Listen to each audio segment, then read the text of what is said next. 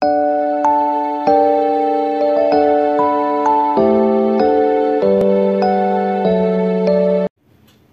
dukungannya dengan cara subscribe channel ini, karena dengan kalian subscribe akan membuat saya lebih termotivasi untuk mengupload video, dan jangan lupa aktifin notifikasinya ya. Terima kasih.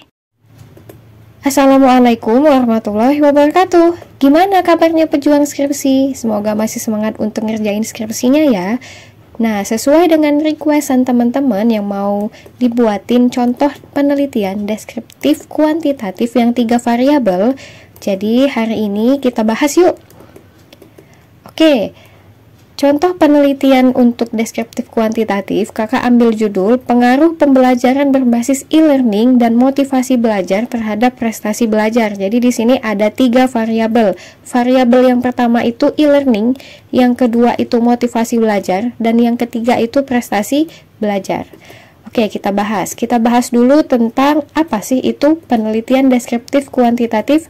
Jadi, deskriptif kuantitatif yaitu penelitian yang tugasnya menganalisis data berupa angka. Jadi, datanya itu angka yang digunakan untuk menggambarkan fenomena yang ada dengan tujuan mencari pengaruh atau hubungan antara 2 variabel atau lebih.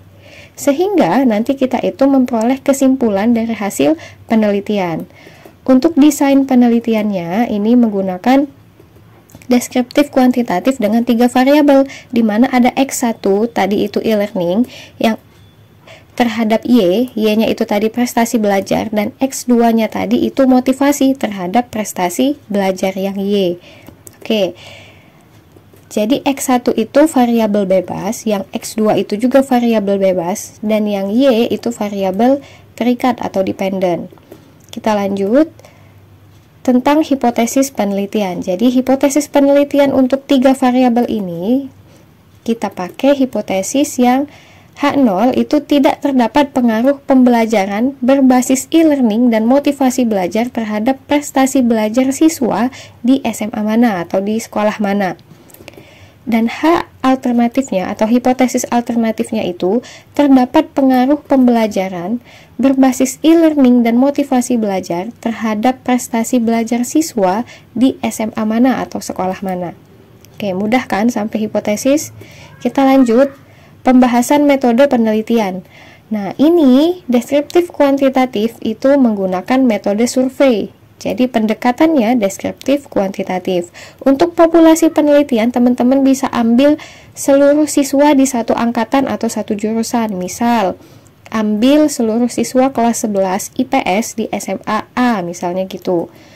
Untuk teknik pengumpulan data, teman-teman bisa menggunakan kuesioner, bisa juga menggunakan wawancara, bisa juga menggunakan dokumentasi. Misalnya teman-teman pakai kuesioner itu untuk mengukur motivasi belajar siswa, wawancara untuk mengukur motivasi belajar siswa juga. Bisa kita wawancara menggunakan telepon ke siswanya atau menggunakan Zoom atau Google Meet. Untuk dokumentasi di sini teman-teman untuk mengukur prestasi belajar siswa. Jadi minta aja nilai yang ada di guru mata pelajaran dan observasi kalau memungkinkan untuk hasil yang lebih akurat. Kuesionernya itu untuk mengungkap pengaruh dari variabel X1, X2 terhadap Y yang prestasi belajar tadi.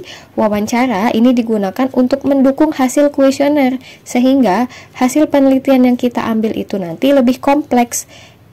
Oke, jadi untuk wawancara bisa ditujukan ke guru sama ke siswa. Untuk validitas data, menggunakan korelasi product moment. Jadi validitas ini harus dilakukan ya sebelum teman-teman terjun ke tempat penelitian. Jadi harus divalid sama direliabelkan dulu alat penelitiannya, baik dari kuesioner maupun lembar wawancaranya atau pedoman wawancara. Untuk reliabilitas, teman-teman bisa menggunakan rumus alpha-kontra. Untuk uji prasyarat itu menggunakan uji normalitas dan uji homogenitas. Untuk teknik analisis data, teman-teman bisa menggunakan regresi linier berganda. Jadi karena ini 3 variabel, jadi menggunakan regresi linier berganda ya. Untuk langkah penelitian, di sini ada 4 langkah. Yang pertama itu kita susun dulu instrumennya. Susun instrumen. Jadi kita itu kan tadi ada 3 ini 3 teknik pengumpulan data. Ada angket atau kuesioner, wawancara, sama observasi atau dokumentasi. Nah, itu disusun dulu instrumennya, kemudian diuji instrumen untuk valid dan reliable, itu untuk kuesioner. Oke, kemudian yang kedua, tahap kedua itu teman-teman baru lakukan penelitian ketika instrumennya tadi sudah valid dan ajak. Untuk penelitian, teman-teman bisa menggunakan teknik pengumpulan data yang sudah kita bahas di slide sebelumnya. Yang ketiga, itu uji prasyarat. Nah, uji prasyarat ini kita menguji hasil dari penelitian kita itu normal dan homogen menggunakan uji normalitas dan uji homogenitas. Ketika nanti kita dapat hasil perhitungannya itu normal dan homogen, baru kita bisa melangsungkan langkah yang keempat, yaitu analisis data. Analisis data di sini bisa menggunakan regresi linear berganda. Kemudian teman-teman simpulkan hasil dari regresi itu. Oke, kita lanjut. Oke, nah gimana pembahasan tentang deskriptif kuantitatif yang 3 variabel? Semoga bermanfaat ya. Kakak harap teman-teman tetap semangat untuk garap skripsinya. Ingat, kalau teman-teman nunda skripsi, berarti teman-teman nunda untuk wisuda. Jadi semangat ya.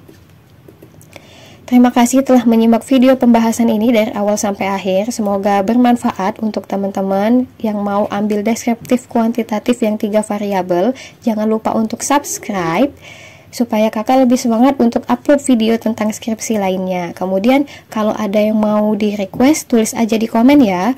Kalau mau konsul, boleh ke DM IG kakak @mutiaoktrn, dan jangan lupa di follow ya. Terima kasih. Wassalamualaikum warahmatullahi wabarakatuh.